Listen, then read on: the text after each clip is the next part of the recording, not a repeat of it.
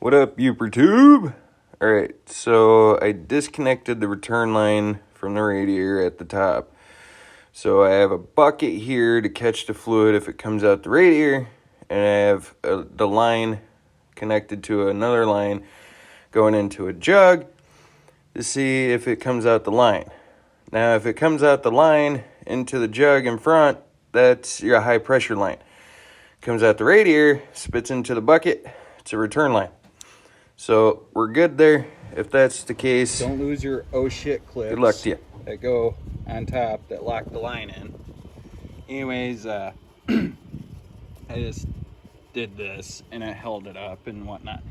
So you're gonna take your return line, you're gonna run it into the cooler, and you're gonna cut the line, the return line underneath, and you're gonna take your little excess hose and you're gonna run it down into that line. So it's gonna go through the AC still and come out the AC into a secondary cooler, and the line's gonna come out and you're gonna like weasel it down like the best you can. Okay, for the push pins, I'm not pushing it all the way through into the radiator. I put dielectric grease on the end of a real long fucking screwdriver. I did loosen this up so I have a little bit more room, but you put grease on the end of that and you basically start, well, you have your little clipped end. I don't want to yank it back through, but you'll start it where you can barely see the black head poking right out through there. Yeah. It like barely poking like that, barely poking where you can see it. You'll hold that screwdriver tight as a mother and you'll try and push that through it. And then you'll have to work your screwdriver through it, around it, pushing it. So I got one started. I made a mistake. I probably should have used 2 pads because honestly, I don't think it's going to be sticking out far enough, and I don't like how it's set up.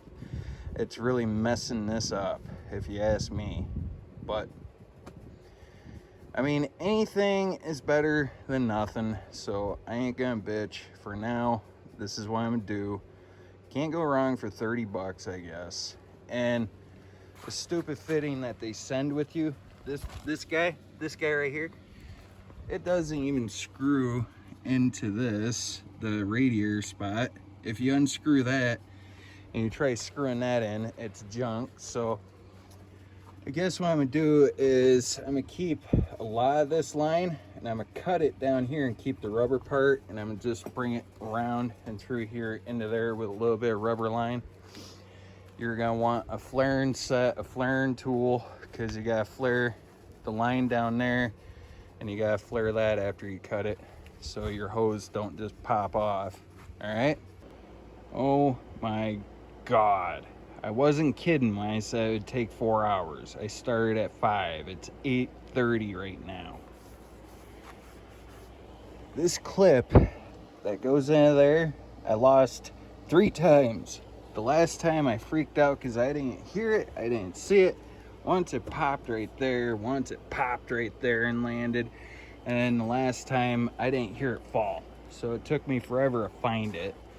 And I don't know how I did it, but I know you have to stick it in one of these holes. You gotta use a pick and you gotta like pry it down. While you're prying that wide enough, you gotta like push it in and then somehow let go of it and it'll lock in.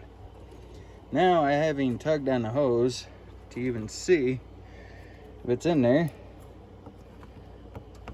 Okay, the hose ain't coming out. Oh, I just lost my pick. I still have to cut the line underneath, flare it, put that on, hose clamp it, and I'm done. I am losing my mind on this. And then these stupid design, stupid. So I had to resort to a zip tie, and I got to resort to another zip tie.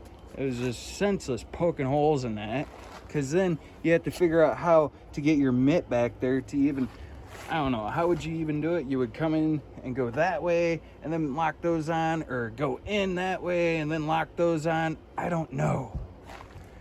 But it's pretty snug. I mean, granted, you're gonna have some motor and vibrations, but she's snug. especially after a zip tie and this line running through right there being pinched off. It is snug. I gotta put these bolts back in, but yeah. My hands are cut up again from this shit. I'm getting mauled by fucking gnats and not mosquitoes. They're gnats. This year, I'm getting tore up by gnats. You can see one. It's a gnat. It's not mosquitoes. And they bite. You fucking know it. A mosquito can sit there and suck your blood and you don't feel it. These sons of bitches make you jump. Fucking hate them. And then I'm irritated with losing shit. And then I lost all the kits to my flaring tool. So I'm basically being a MacGyver right now, and I'm only putting half a flare into the line and praying that it's not so high pressurized that I blow shit. But yeah, I cut the line right there, and now I am going to go underneath and I am going to cut the line again. Oh my god, and I just lost my other shit in there. What could go wrong has gone wrong for me.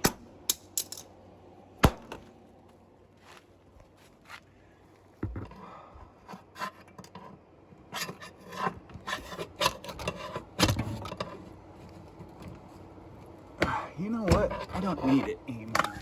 Fuck it. Let's go cut the other line. Let's get it done. So, it's a 15 millimeter that fits on those. So, really wish I had a hand bag. That would be so nice right about now. Not without breaking it. Great. So, I gotta grab a chair. Probably pulling it be easier, right? Except for we could smack ourselves in the teeth, which wouldn't be good.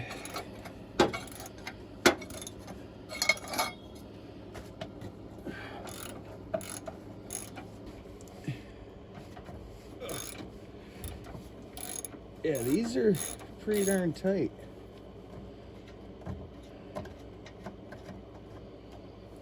You can see the more rusty ones, they go up underneath for the skid plate.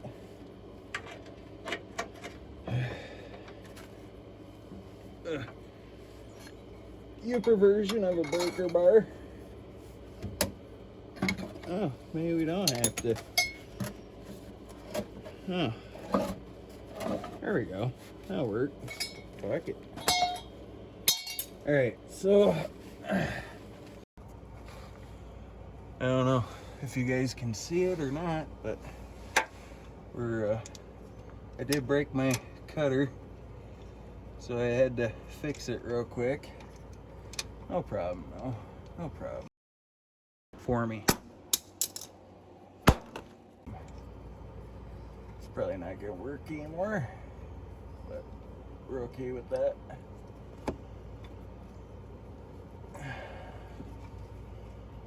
I do have other shit that I could use, I guess.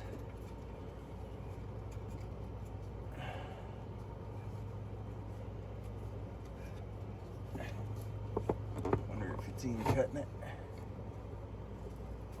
Probably not.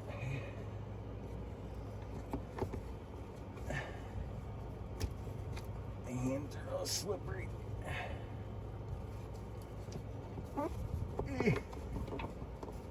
Fucking transmission fluid everywhere.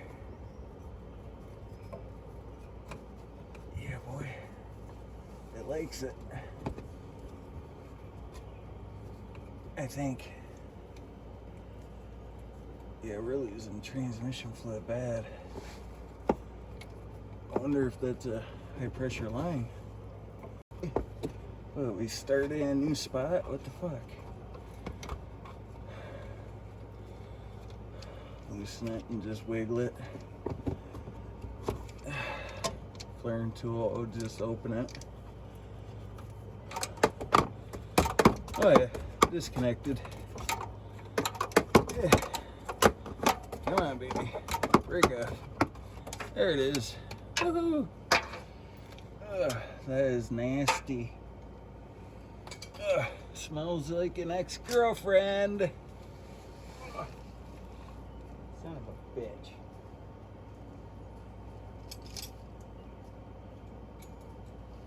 I think it was 3/8 line. I don't know. Where's the tool?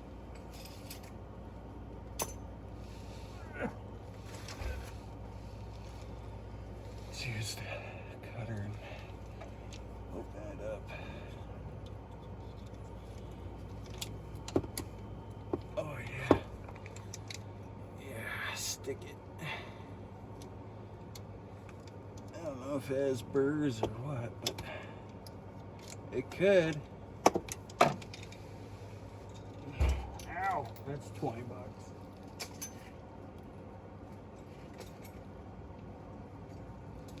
Oh, that hurt again. That's another $20. My hair is getting tranny fluid on it. That's another $20. Let's see, where the fuck's 3/8 at? This one? Let's try. Nope. Next one. One eternity later. 3 days later. 12 seconds later. 3:28 a.m. 3 weeks later. Many months later. So much later that the old narrator got tired of waiting and they had to hire a new one. Doing shitty.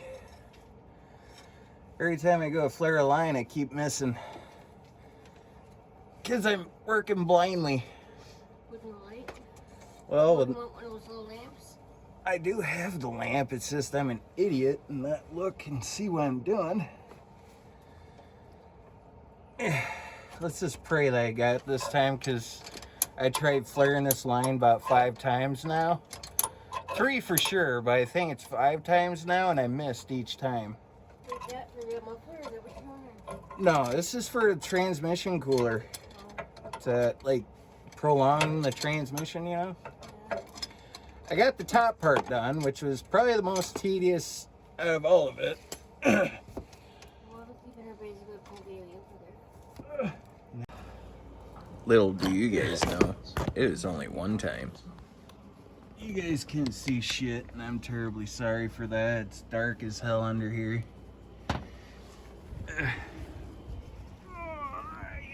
Yeah.